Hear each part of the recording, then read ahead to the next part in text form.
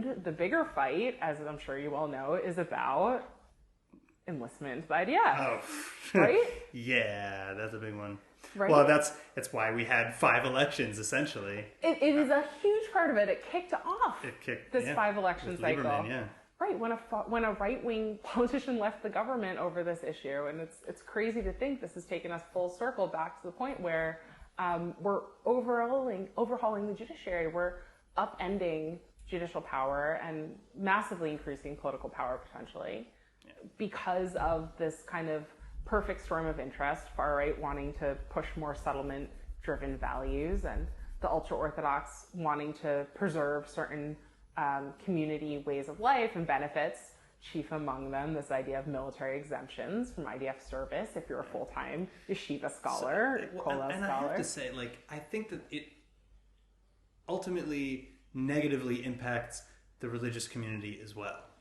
Because it's, in order to comply with the law, you end up funneling, it really, in order to get out of service, you end up funneling a ton of Haredim into the yeshivot who ultimately don't want to be a rabbi. So this is really interesting and idiosyncratic about Israel. You want to get back to the reason why this whole military exemptions issue is on the table at all. It's, go back to Ben Gurion. Exactly, right? There were 400 people left, and Ben Gurion wanted to let them leave out, a Haredi lifestyle with dignity, and to never thought that it would be such an issue where we have 13% of the state today is Haredi, and half of the men in the sector don't work and rather engage in full-time religious study. You go to the United States and people study, but they also work.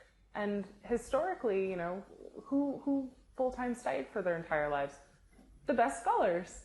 You didn't have a system where the state funded everyone to full-time religious study. No. And this is part of the massive divide between religious and secular community. It's not just about religious values, it's about sharing the burden in the state. And that's what Lieberman was upset about. Well, and that's why personally I don't think the military is necessary for everyone, but some sort of national service is great. It can be in the community. It doesn't you don't even have to go far. Do a national service in Bnei Brak. Yeah. So that's something that's been discussed as well. It's something the community remains very apprehensive about. I'll say national service is something that has been more embraced by Arab sectors of Israeli society because you can do it in the community, especially among Christian Arabs. Mm-hmm. Obviously the question is whether or not you'd want to pull the plug on this now entrenched system that supports you and your family through your yeshiva study. A lot of these families are poor, right? About half of ultra-Orthodox children live below the poverty line because of the system whereby men overwhelmingly don't work in the community. And then, compounding upon this, the ultra-Orthodox parties have pushed to basically further disincentivize learning that would let their community members actually integrate into the workforce. Core curriculum, right? We had this fight before the election, before fifth election under 4 years, that happened in November. But we had this fight where the last government, basically had the Haredi parties on the ropes. And they were about to agree to this huge deal to integrate some level of English, math, science studies into Haredi private education schools, publicly funded separate schools. Yeah.